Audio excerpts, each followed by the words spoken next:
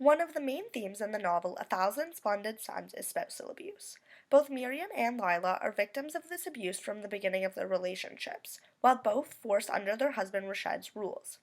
Miriam was forced into an arranged marriage with the cold, aggressive character Rashad, and then Lila is forced into a polygamous marriage with both Miriam and Rashad. They both endure abuse that is physical, emotional, verbal, and sexual throughout the course of the novel.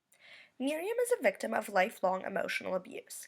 Nanam, Miriam's mother, often refers to Miriam as a haremi, which means an unwanted thing, and a quote from the novel states that she, Miriam, was an illegitimate person who would never have legitimate claim to things that other people had, things such as love, family, home acceptance. These abusive actions stay with Miriam for the rest of her life when Rashad informs Lila about Miriam's low status when comparing the two women during dinner. He says, "A blessing. Really? We are a city of people, you and I. Have you told her? Miriam, have you told her that you are a haremi?"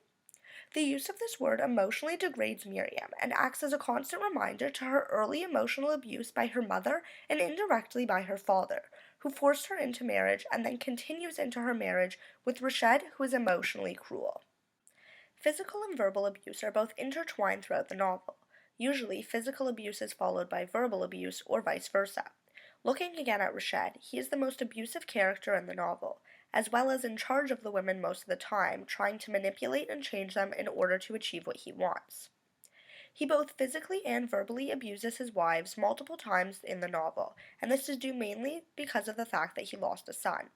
Because of his loss, he is upset that Miriam was not only unable to give him a son, but also had a miscarriage with a daughter. He considers her to be a burden because of this and lashes out at her in response, even though none of this was her fault or something that she had great control over. Another time in the novel when we see Rashad lash out at Miriam is about her cooking. Through the mouthful of grit and pebbles, Miriam mumbles a plea. Tears were leaking out of the corner of her eyes. He makes her chew on rocks, which in turn breaks her teeth. This is followed by Rashad saying, "Now you know what your rice tastes like. Now you know what you've been giving me in this marriage. Bad food and nothing else."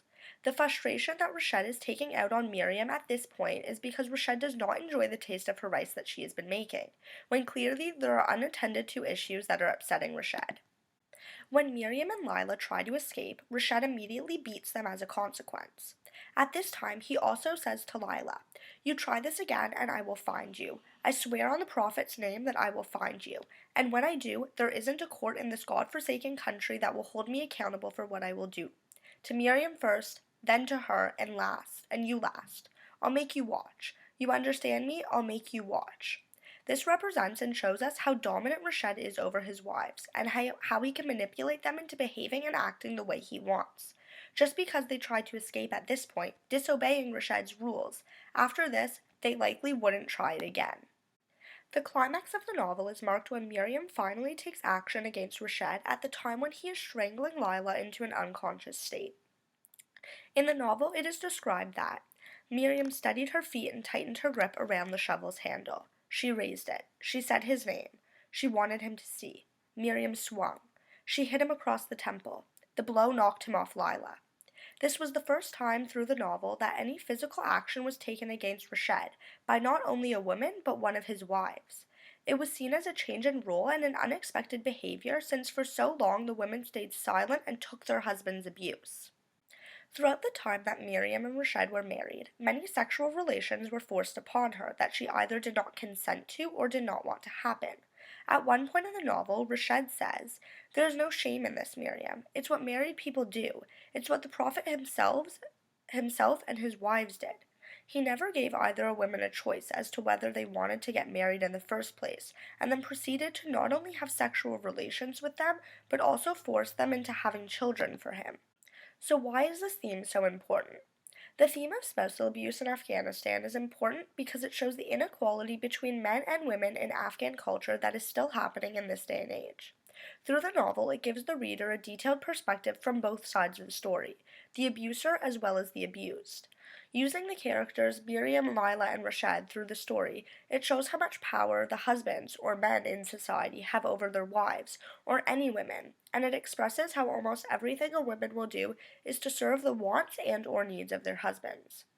As well, in Afghan society, if a woman chooses to stand up for themselves and their rights and go to authorities, nothing gets done in the situation and they are sent back to their abusive husbands. Again, showing how women don't get to make any decisions and are essentially have to stick with what life throws at them, no matter how physically, emotionally, or psychologically damaging the situation is.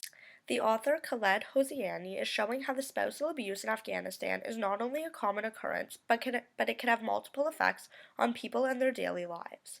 Victims of abuse face emotional and psychological damage even if the abuse comes to an end because of the severity of the abuse that they endured through the relationship. He indicates that it happens a lot in society and that when it is taken to authorities, the abuse victims are just sent back to their abusive husbands. Sosan's story outlines the life of Sosan, an abused woman living in Afghanistan, and how her life has been incredibly altered and changed due to her abusive relationship. The video is through the one and only shelter that is in Afghanistan for abused women. The 12-minute documentary goes into detail claiming that nearly 90% of women in Afghan society are abused and how the abuse may not stop with just their husbands.